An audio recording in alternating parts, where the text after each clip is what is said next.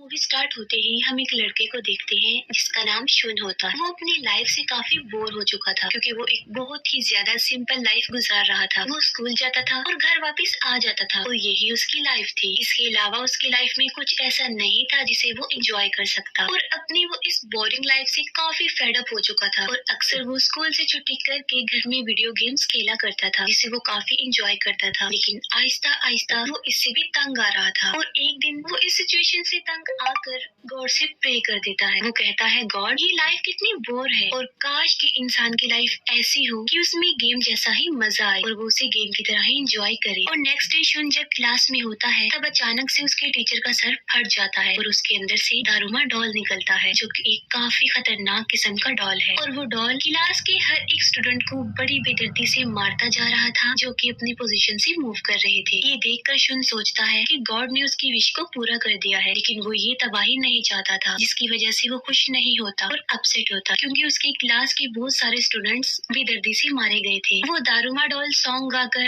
एक राउंड लेता था और राउंड खत्म होने के बाद जो स्टूडेंट भी अपनी जगह से मूव करता था उसकी ब्लड वेन्स फट जाती थी और एक बहुत ही दर्दनाक तरीके से उसकी मौत हो जाती थी। और जाहिर है ये सब कुछ वो दारुमा डॉल ही कर रहा था और पूरी क्लास में खून के सिवा कुछ भी नजर नहीं आ रहा था। और ये देखकर क्लास के सारे स्टूडेंट्स पैनिक कर जाते हैं और चिल्लाने लगते हैं और दारुमा डॉल उन्हें एक एक करके मारने लगता है। तभी शुन का फ्रेंड कहता है कि ये एक डेथ गेम है जिन्हें उन्होंने विन करना है और उन्हें घबराने की जरूरत नहीं है। और ये कहते हुए वो दारुमा डॉल के पीछे लगे गए बटन को दिखाता है कि शायद उसे प्रेस करके वो बच सकते हैं। ये सुनकर एक स्टूडेंट उस बटन को प्रेस करने के लिए आगे बढ़ता है और दारुमा डॉल उसे गुस्से से देखता है जिससे उसकी ब्लड वेन्स फट जाती हैं और उसकी वहीं पर मौत हो जाती है। और तभी शुन बताता है कि उस बटन के साथ एक टाइमर भी है और उनके पास सिर्फ 1 मिनट ही रह गया है और अगर उन्होंने इस टाइम में कुछ नहीं किया तो वो सारे के सारे ही मारे जाएंगे। ये सुनकर वो स्टूडेंट्स फिर से पैनिक कर जाते हैं और घबराहट के आलम में अपनी पोजीशन से मूव कर लेते हैं और मौके का फायदा उठाकर दारुमा डॉल फिर से उनको एक एक करके मारने लगता है और काफी ब्रूटल तरीके से वो उन्हें मौत देता है। और अब बस सिर्फ 2 लोग ही बचे थे, शुन और उसका वही फ्रेंड, क्योंकि उन दोनों ने अपनी पोजीशन से मूव नहीं किया था। शुन का फ्रेंड उसे कहता है कि हमारे पास सिर्फ 30 सेकंड्स रह गए हैं, तुम ऐसा करो कि मेरे ऊपर पाँव रखकर तुम जंप करके वो बटन प्रेस कर दो जिससे वो दोनों बच सकते हैं। लेकिन शुन की हिम्मत नहीं हो रही थी, लेकिन फिर भी टाइम को देखते हुए वो उसकी बात पर एग्री हो जाता है और वो दारुमा डॉल के बटन को प्रेस करके उसे नीचे फेंक देता है। डॉल को गिराकर वो दोनों काफी खुश हो जाते हैं कि उन्होंने अपनी गेम को विन कर लिया है। लेकिन वो डॉल शुन की फ्रेंड को मार डालता है और वो शुन को बताता है कि तुमने इस बटन को प्रेस किया है और मैं तुम्हारे अलावा सबको मार डालूंगी। लेकिन शुन इससे खुश नहीं होती क्योंकि उसकी क्लास फेलोज बिना मौत ही मारे गए। और तभी शुन को उसकी फ्रेंड इचिका वहाँ पर मिल जाती है जिससे उसे पता चलता है कि पूरे स्कूल में ये गेम चल रही थी और इचिका भी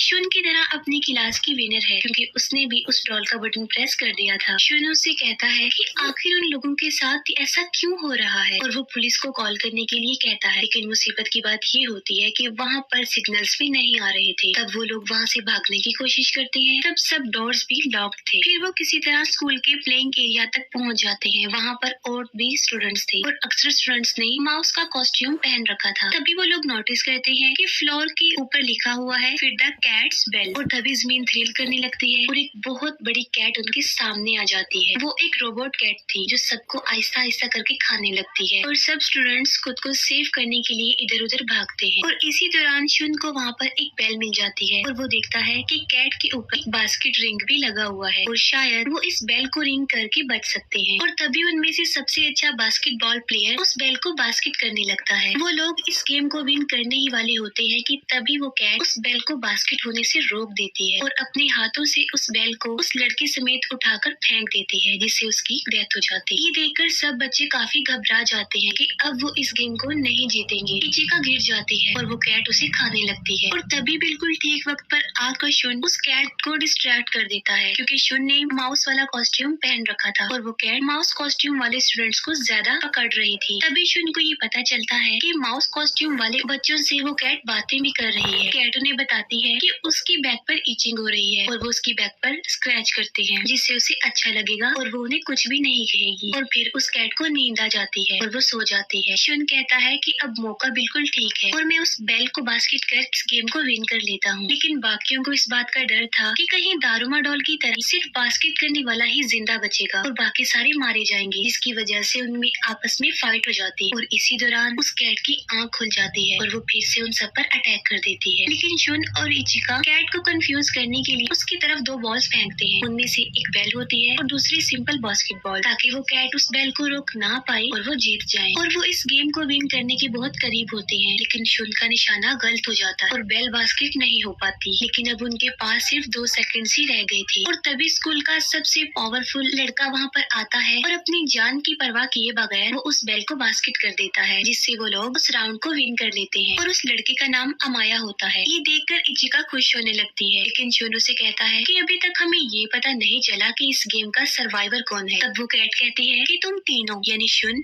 इचिका और वही लड़का अमाया ये गेम के सर्वाइवर हैं और बाकी सारे मारे जाते हैं। अमाया शुन को बताता है कि ये एक ऐसी गेम्स है जिनके पीछे गॉड है और इसमें सिर्फ वही लोग विन करते हैं जो ताकतवर हों और वो ताकत हम दोनों में एग्जिस्ट करती है। तब इचिका उसे कहती है कि शुन तुम्हारे जैसा बिल्कुल भी नहीं है, वो तुमसे ज्यादा स्मार्ट और पावरफुल है और दिल का तुमसे ज्यादा अच्छा। ये सुनकर अमाया को गुस्सा आता है और तभी कैट अपने मुंह से धुआं निकालती है और वो सब बेहोश हो जाते हैं। फिर हमें पूरी कंट्री का हाल दिखाया जाता है जो कि काफी ज्यादा बुरा होता है। लोग काफी परेशान होते हैं इस सिचुएशन की वजह से जो चल रही थी, क्योंकि हमें दिखाया जाता है कि सब विनर्स को एक फ्लाइंग क्यूब में कहीं पर ले जाया जा रहा है। अक्सर लोग उसके अंदर जाने की कोशिश करते हैं लेकिन नाकाम रहते हैं। तभी हम एक आदमी को देखते हैं जो कि होमलेस होता है और वो एक खराब रेडियो को टच करता है, जिससे वो रेडियो फौरन सही हो जाता है। और यहाँ पर उसे देखकर ऐसा लग रहा था कि जैसे वो भी कहीं ना कहीं इस गेम से कनेक्टेड है। शुन जब क्यूब में आंखें खोलता है तब उसके सामने एक लड़की होती है जिसका नाम ताकुमी होता है और वो उसकी बचपन की दोस्त थी। वहाँ पर उन दोनों के अलावा दूसरे स्कूल के सर्वाइवर भी थे और वहीं पर एक लड़का काफी ज्यादा ब्रिलियंट होता है। तभी उनके सामने स्क्रीन पर लिखा हुआ आता है कि कीज को ढूंढो तभी तुम लोग यहाँ से बाहर जा पाओगे। और तभी वहाँ पर 4 कुकीशी डॉल्स आ जाती हैं। वो उन्हें बता